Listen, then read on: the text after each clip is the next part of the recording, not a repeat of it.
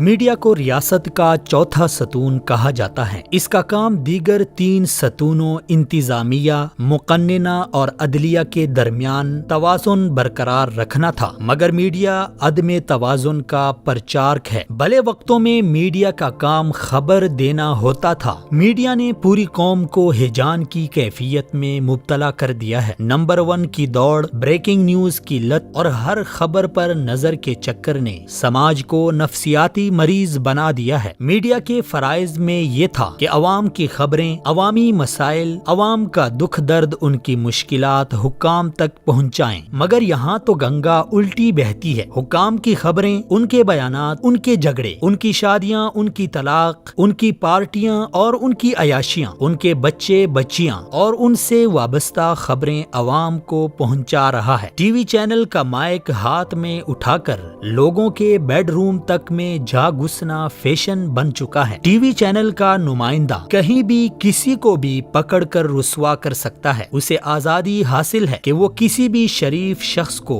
خبر بنا دے، اس کی نجی زندگی کو پبلک کر دے، اس کی پرائیویسی کو سرعام رکھ دے۔ بلیک میلنگ میڈیا کا پسندیدہ مشغلہ بن چکا ہے۔ بڑے بڑے قداور صحافی اور میڈیا ہاؤسز سیاسی پنڈتوں اور پارٹیوں کی ملازمت کرتے ہیں، ان سے فنڈز اور پیسے بٹورتے ہیں۔ پرنٹ میڈیا کے عام نمائندے کی موٹر سائیکل میں پیٹرول ڈلوا کر آپ اپنی من پسند خبر شائع کروائیں، شرفاء کی پگڑیاں اچھالیں۔ شام ہوتے ہی ٹاک شوز پر 3 درجن صحافی بیٹھ کر بندر کا ناچ قوم کو دکھا رہے ہوتے ہیں۔ میڈیا نے قوم کی فکری وحدت کو شدید نقصان پہنچایا ہے۔ میڈیا سیاسی، سماجی اور علاقائی نفرتوں کو پروان چڑھا رہا ہے۔ معمول کی باتوں اور عام واقعات کو بھی بریکنگ نیوز اور بڑی خبر بنا کر پیش کرنا میڈیا کا دھندا بن چکا ہے، جبکہ مغربی میڈیا ضروری اور اہم خبروں کے علاوہ کچھ نشر نہیں کرتا۔ وہاں لوگ میڈیا خود کو اپڈیٹ کرنے کے لیے دیکھتے ہیں، جبکہ ہمارے ہاں میڈیا لوگوں کو کنفیوژن کا شکار کر رہا ہے۔